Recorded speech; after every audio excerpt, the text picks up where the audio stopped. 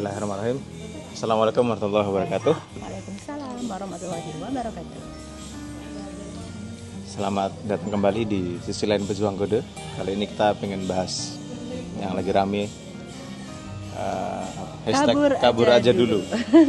Kita coba ngasih sudut pandang dari dari yang sudah pernah kabur, alumni angkatan pandemi, angkatan pra pandemi. Jadi kita kabur sebelum pandemi, terus pandemi terperangkap di sana, nggak bisa pulang 3 tahun sampai dia lahir. Lalu ya akhirnya sekarang sudah balik ke Indonesia lagi, Mak. Jadi kita ingin memberi sudut pandang yang mungkin belum banyak dibahas ya, yaitu dari sisi serealistis manakah pilihan untuk kabur aja. Iya, soalnya kan kemarin kan aku sempat bikin thread tentang itu kan, tentang kabur aja dulu, tapi itu jadi rame banget. Mungkin karena sudut pandangnya itu lebih netral ya. Jadi aku senang ngelihat orang-orang semangat untuk kabur, maksudnya semangat untuk mencoba hidup yang baru di luar gitu kan, berjuang ke sana. Tetapi ada hal-hal yang perlu digali dulu biar upaya itu jadi lebih realistis, ekspektasinya juga jadi lebih realistis gitu, dan kayaknya tuh menarik gitu. So kita bahas di sini. Mulai dari mana nih? Mungkin mulai dari alasan kenapa dulu kita kabur. Okay. Jadi dulu itu kalau langsung momen apa? Sebenarnya gini udah awal. Sebenarnya bukan kabur. Iya, sebenarnya bukan. Jadi kita tuh sebenarnya mental perantau aja, karena sejak SMA udah merantau. Iya, sejak SMA itu udah tinggal di jauh dari orang tua gitu. Jadi sebenarnya kita setengah hidup kita udah lebih dari setengah hidup kita udah dihabiskan merantau sebenarnya. Karena ketika SMA sudah tinggal di kota yang beda dengan orang tua, terus ya akhirnya ngekos lah apa gitu kan. Iya, jadi saat ada tawaran, ada kesempatan. Iya, itu sebenarnya ya another opportunity buat aja. Merantau aja sebenarnya. Iya, jadi kita nggak ada pikiran emosional atau yang itu bukan keputusan yang emosional pengen kabur karena situasi Indonesia yang begini dan begitu, bukan begitu sih sebenarnya. Dulu pun akhirnya memberanikan diri untuk pindah tinggal itu juga karena kita pernah nyobain kan. Jadi aku ada tugas kerja di Singapura. Waktu itu memang kebetulan waktu kerja di Bandung itu sudah mulai bekerja di perusahaan Singapura, cuman masih ada kantor di Bandung lah, masih WFO di Bandung tiap hari seminggu di kantor gitu kan masih. Tapi ada momen-momen di mana saya ditugaskan ke Singapura dan kebetulan alhamdulillah bisa bisa dibiayai sekeluarga gitu. Waktu itu anak masih satu, jadi kita nyobain tinggal bertiga selama 1 bulan kali dua kali ke sana kita. Kok kayaknya oke nih. Iya, gitu kayaknya oke nih gitu kan. Terus ya udah, setelah itu selesai berlalu mungkin selang 1-2 tahun ada kesempatan tuh. Ya karena kita udah pernah, ya udah. Kayaknya kita bisa menjalani hidup yang seperti itu di sana gitu kan. Akhirnya ya udah kita memberanikan diri aja. Saya sempat nulis artikel tentang itu sebenarnya. Ada mungkin kalau ingin baca-baca lebih lanjut tentang bagaimana prosesnya dan bagaimana kita bisa nekat itu waktu itu, ya bisa baca di artikelnya, itu saya lemparkan di deskripsi. Kemudian sekarang kita fokusnya ke apa yang perlu dipertimbangkan mungkin ya. Lagi. Jadi kalau lagi-lagi kalau dilihat dari sudut pandang realistis, apakah itu mungkin? Semungkin apa sih kita pindah ke luar negeri itu ya? Ya kembali lagi ke kesempatan yang sedang ada di depan mata ya. Kalau masih mahasiswa atau masih SMA, bahkan mungkin kesempatannya adalah studi gitu kan. Studi S1, S2 gitu. Kalau sudah bekerja, ada lagi kesempatan mungkin langsung bekerja di perusahaan asing dan sebagainya gitu. Iya, ya kalau dari orang-orang yang kita temui dulu sih emang itu students S2, S3, terus kerja IT ya, IT, bank gitu kan, finance. Ada yang S1 juga, teman nggak begitu banyak sih waktu itu S1-nya. S1 iya. Karena memang beasiswa S1 luar negeri juga nggak membludak S2 S3 sih memang. Kalau yang apa tadi yang kerja itu kan kebanyakan IT, finance, yang bank. Ini kita ngomong di Singapura ya. Karena emang Singapura memang industri yang butuh banyak tenaga asing gitu di IT dan finance yang saya tahu. Terus Nah cuman memang itu pun sekarang ini kalau kita bicara Singapura ya, kata teman-teman dan berdasarkan pengalaman saya juga beberapa tahun terakhir ketika interview di perusahaan Singapura itu katanya memang untuk bisa dapat visa kerja nggak semudah dulu waktu saya pindah gitu kan. Jadi katanya sekarang Singapura lebih mengutamakan orang asing, orang asing. Maksudnya kalau citizen wajar lah ya, pasti itu pas nomor 1 lah itu. Nomor 2 PR yang sudah punya izin tinggal tetap ya di sana, permanent resident. Tapi nomor 3 nih yang belum punya izin tinggal tetap, yang bukan orang Singapura gitu kan. Itu mereka masih mengutamakan orang asing yang sudah di Singapura. Jadi pindah, jadi masuk perusahaan Singapura itu bukan pindah dari luar ke Singapura, tapi memang sudah di Singapura. Cuman mungkin PHK atau apa, atau mungkin memang nggak betah pindah gitu. Beberapa teman kita kan ada kan beberapa yang pindah kerja di Singapura di saat yang bersamaan dengan waktu kita pindah kan. Itu masih gampang, masih bisa lah gitu.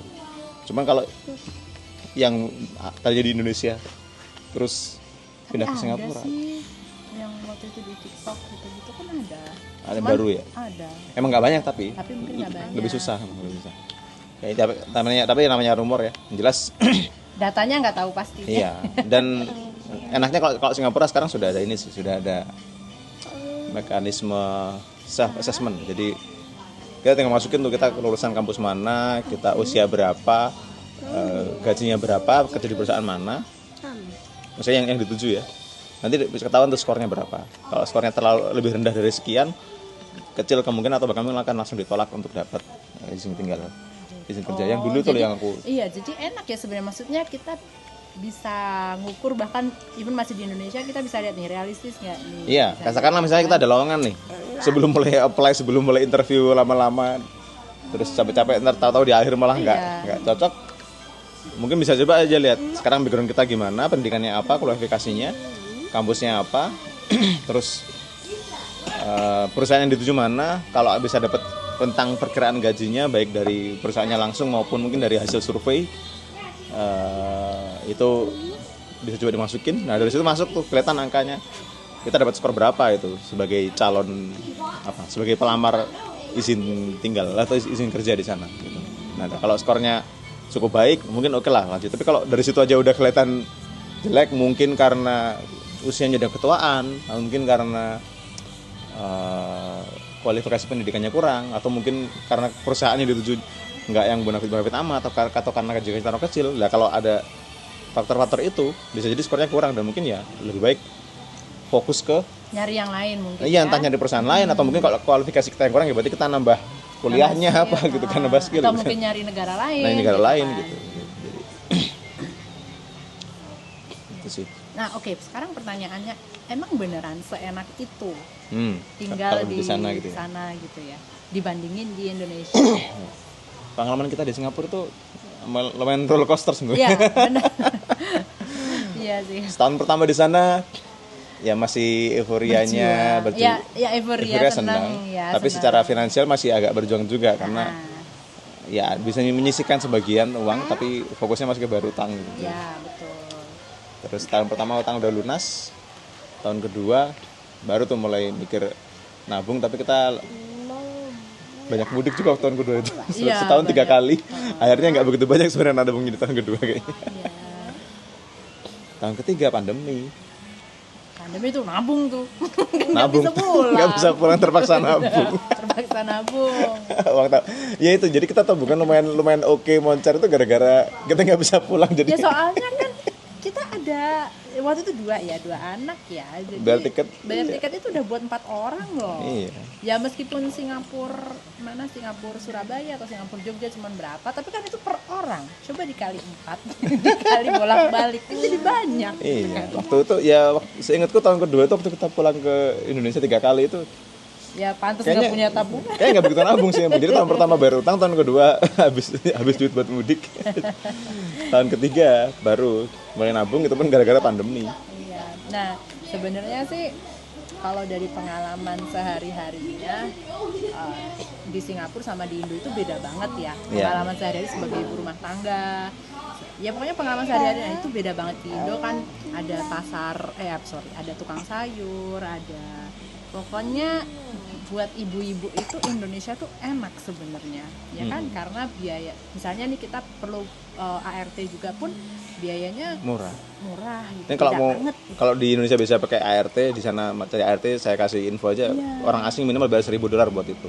Ya, dan itu tuh kalau foreigner itu paling mahal. Pokoknya kita tuh selama di Apa-apa. Singapura, kalau status kita masih foreigner yang bahkan belum PR, yang emang foreigner, jadi kan ada 3 kelas ya. Kalau apa, ada citizen, itu orang kelas warga nomor negara 1. Singapura, Nah, warga negara Singapura. permanent resident. Terus permanent resident itu foreigner, tapi mereka punya izin tinggal permanen.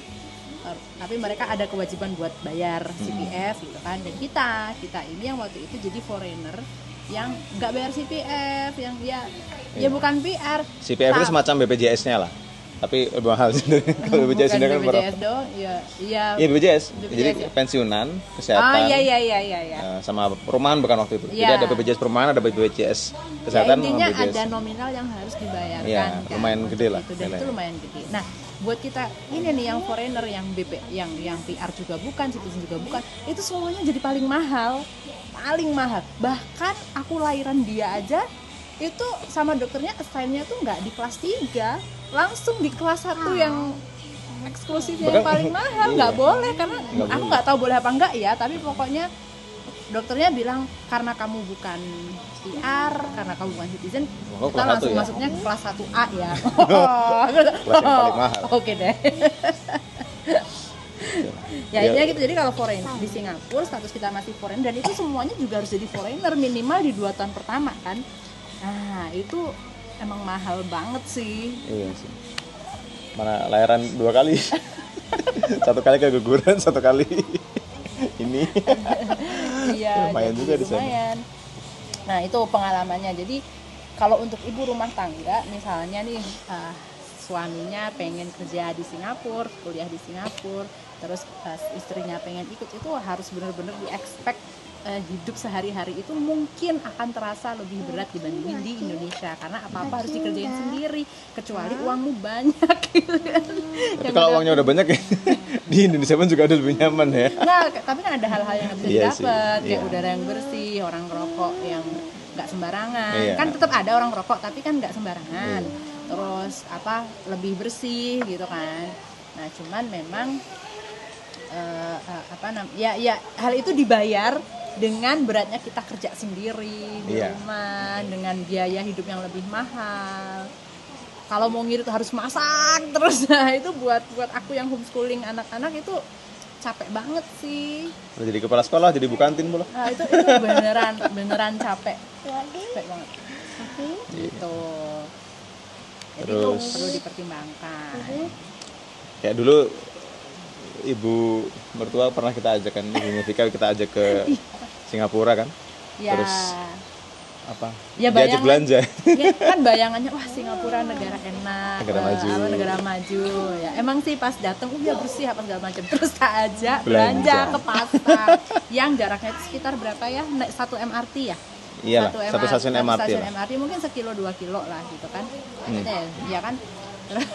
Masalahnya kan nembus bukit, jadi kalau mau jalan itu jadi 3 kilo lebih karena Ya. muterin bukit. Ya, Tapi kalau jadi- naik MRT, MRT-nya nembus bukit jadi tinggal sekilo. Jadi aku bawa keranjang belanja waktu itu sama mama gitu kan, naik MRT terus belanja balik lagi dari MRT jalan kan.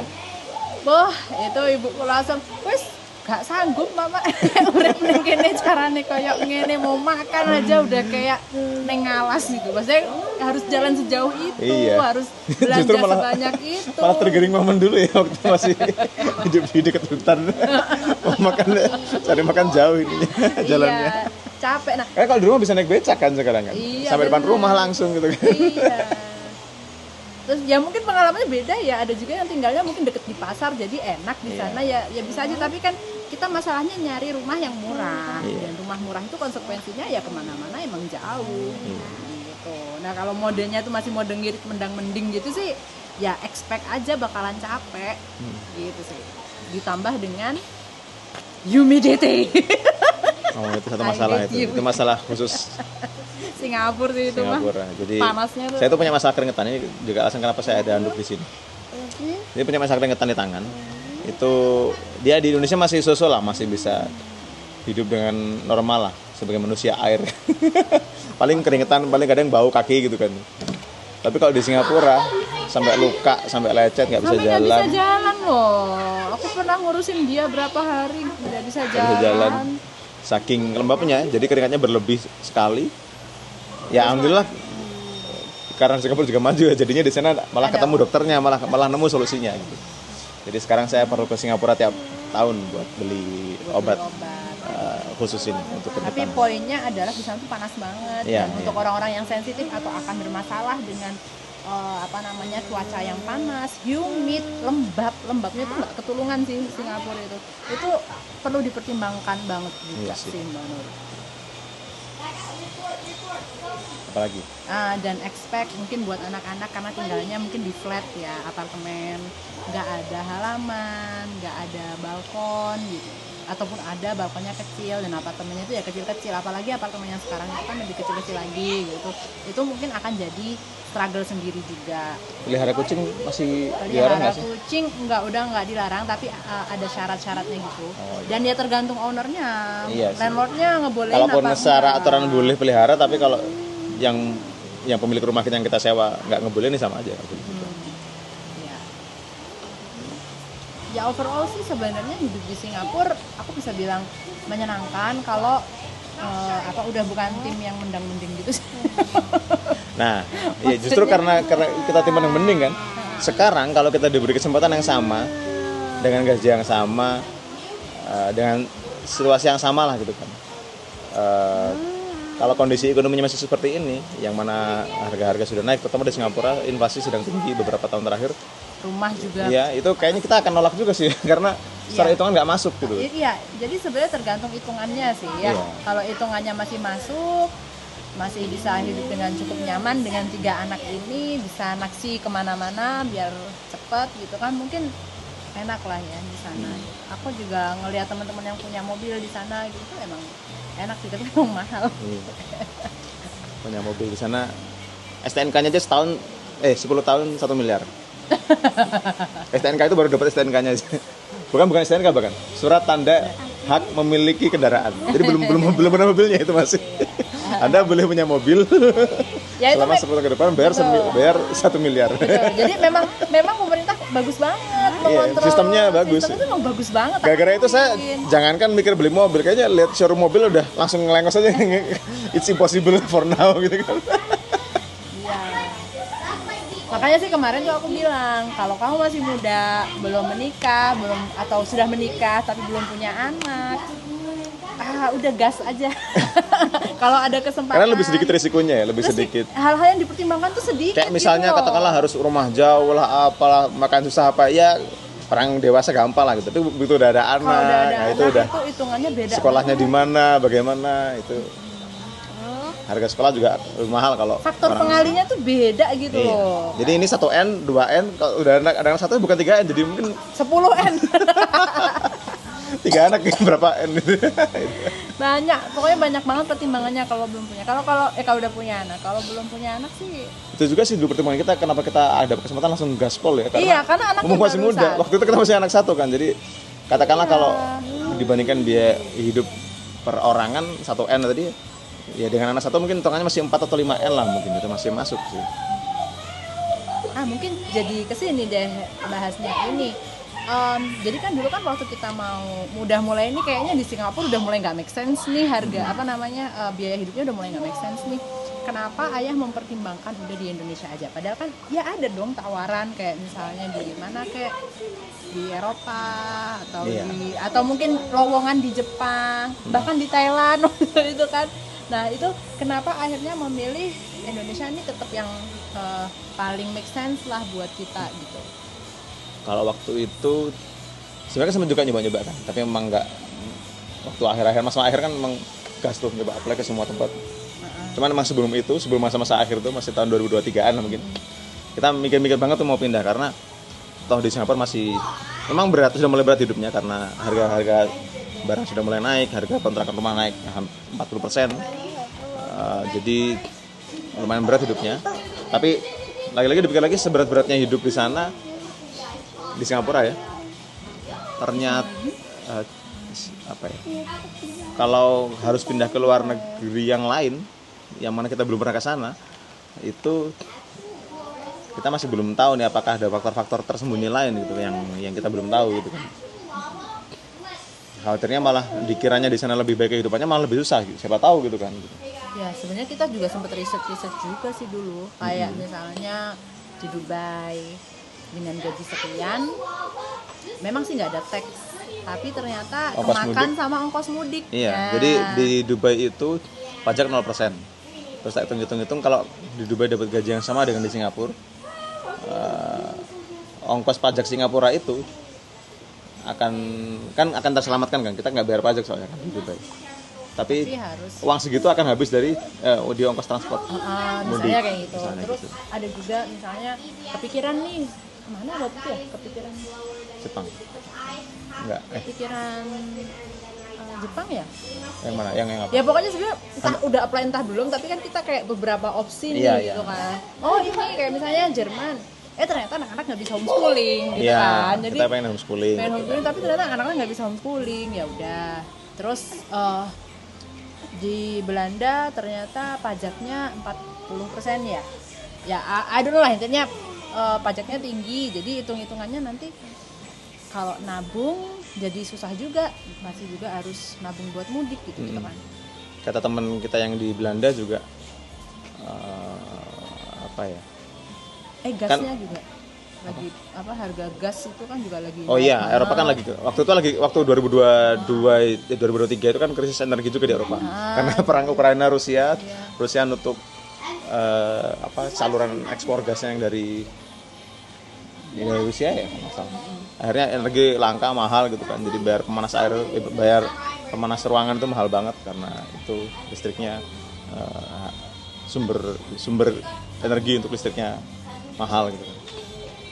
Ya jadi karena banyak faktor itu jadinya kita agak lebih banyak ragunya sebenarnya kalau mau kabur ke negeri lain ya selain Singapura waktu itu. Jadi akhirnya dihitung-hitung ternyata dengan financial planning kita yang seperti ini di Indonesia masih lebih worse gitu. Tapi memang ada banyak komprominya. Ya harus berjibaku dengan tukang bakar sampah. Dengan tukang bakar sampah. Ini hujan kita seneng karena kalau hujan nggak akan yang bakar sampah. Tapi begitu terang lagi. Mana sayang? Oh iya, ada kucing. Iya, terus orang rokok, terus ya macet, rumah yang nggak reliable gitu kan, yang udah pengen bikin apa tiba-tiba lampunya mati, airnya mati, gitu-gitulah. Jadi emang harus ada yang dibayar sih. Masalah rokok sebenarnya ini sih mungkin malah sebaliknya ya. Kalau buat kita kan karena kita nggak ada yang ngerokok di rumah, jadi ya kita di Indonesia di Singapura itu lebih nyaman karena lebih bebas rokok di sana kan. Tapi mungkin buat yang suka ngerokok mungkin malah jadi tersiksa gitu. Aku pernah dengar ada bapaknya temen yang diajak ke Singapura sekali, terus kedua kalinya diajak nggak mau karena di sana susah ngerokok. Jadi buat yang suka sebat-sebat setiap 2 jam sekali sebat, ya pertimbangkanlah kehidupan persebatan itu kalau mau pindah ke Singapura. Selain karena ruang bebas rokoknya sedikit, juga ya misalnya ruang yang bisa merokoknya sedikit ya, jadi kebanyakan ruang publik sudah bebas asap rokok. Rokoknya juga mahal di sana. Ya kita tunggu baik lagi ya. Iya, jadi sih kalau menurutku tinggal hitungan matematisnya aja gimana kalau emang mau pindah gitu, biar lebih rasional, tidak emosional. Karena kalau emosional pengennya kabur dari sini, berharap hidup itu lebih baik, ternyata ada hal yang nggak cocok, yang ternyata lebih berat, nanti malah jadinya patah hati, terus tidak bisa menikmati atau nggak bisa berjuang di sana. Atau mungkin malah nggak bisa memaksimalkan kesempatan yang harusnya lebih baik mungkin di sana gitu. Karena memang ya nggak kita mungkiri juga bahwa alasan kita merantau awalnya keluar kota. Awalnya saya terlahir di kecamatan pinggiran kecamatan Kencong, Kota Jember. Itu saya di sana sampai SMP, terus ya awalnya pindah keluar kecamatan gitu kan. pindah ke Kabupaten Jember di kotanya biar bisa sekolah di SMA di sana. SMA 1 Jember. Terus dari sana keluar kabupaten, keluar provinsi Jawa Timur, pindah ke Bandung buat kuliah di ITB gitu kan. Ternyata belakangan malah pindahnya sampai keluar negeri gitu kan. Tapi semua kemindahan itu, semua perantauan itu misinya sama. Intinya mencari kesempatan yang lebih baik gitu. Karena memang kita ada di level yang kita sudah butuh sarana prasarana ekosistem yang ada di sana gitu. Begitupun dengan kita kalau mau pindah ke luar negeri pun ya pasti kan ada misi ingin memanfaatkan kesempatan belajar di sana gitu kan. Jadi alasan selain ingin nambah tabungan dan sebagainya, tapi salah satu alasan besar yang bikin kita waktu itu agak nekat aja berangkat ke Singapura ya karena merasa di sana kesempatan belajarnya lebih banyak dan memang beneran sih. Bener. Aku jadi, juga ngerasain upgrade diri yang luar biasa. Bahkan sebagai seorang ibu rumah tangga pun merasakan ya akses ilmu lebih gampang, perpustakaan lebih gampang gitu kan. Aku tuh tahu soal gentle parenting, soal metode sleep training, soal nutrisi. Kenal temen yang ngejalanin child medicine sehingga sekarang bisa menjalankan gitu kan. Itu pun juga karena sejak di Singapura, karena akses library itu segitu mudahnya buat siapapun. Jadi aku ngerasa di sana tuh nggak cuma sebagai ibu rumah tangga, tapi kayak belajar lagi gitu sih. Itu amazing, dan pemerintah di sana itu emang mereka sangat suportif ya buat meningkatkan sumber daya manusianya. Itu emang sangat luar biasa sih menurutku. Itu yang mungkin nggak akan kalian rasain. Ya, jadi jangan sampai karena emosional misalnya wah yang penting segera pindah gitu kan. Begitu pindah karena nggak siap mental dengan berbagai kesulitan hidup di sana, jadinya mungkin malah gondok terus malah nggak memaksimalkan kesempatan belajar. Padahal di sana ya memang hidup lebih berat dalam beberapa aspek, tapi juga banyak kesempatan yang bisa dimanfaatkan gitu. Betul. Makanya sih aku bilang aku dukung banget kalau mau kabur aja dulu, kalau mau merantau gitu ya. Tetapi memang harus dipertimbangkan, dihitung gitu. Karena kalau emang hitungannya masuk itu emang sih upgrade dirinya tuh luar biasa loh menurut. Kita pun kalau ada kesempatan lagi yang hitungannya masuk ya tentunya. Itu mungkin kita akan ambil lagi kesempatan itu gitu. Iya. Tapi sejauh ini sih belum menemu kesempatan itu yang hitungannya masuk. Jadi masalahnya itu sih. Dan ya semakin besar keluarga, semakin besar keluarga, anggota keluarga semakin banyak ya. Pertimbangannya jadi makin hitungannya makin banyak juga. Hitungannya makin banyak. Itu anak sekolah gimana, belum nanti anak-anak kalau udah kuliah apa gitu nggak tahu deh gimana ngitungnya. Tapi itu masih nanti. Let's think about it when we cross the bridge. Ya, satu hal yang pasti dulu kita pergi itu bukan karena membenci. Iya. Tapi memang itu adalah kesempatan buat upgrade diri. Iya. Ya, saya meninggalkan Kencong untuk merantau ke Jember bukan karena benci Kencong gitu kan. Meninggalkan Jember untuk merantau ke Bandung bukan karena benci Jember. Meninggalkan Bandung ke Singapura juga bukan karena benci Bandung. Termasuk juga pas kita ninggalin Singapura itu juga ya adalah sebelnya sama Singapura ya. Tapi kan fokusnya nggak di situ.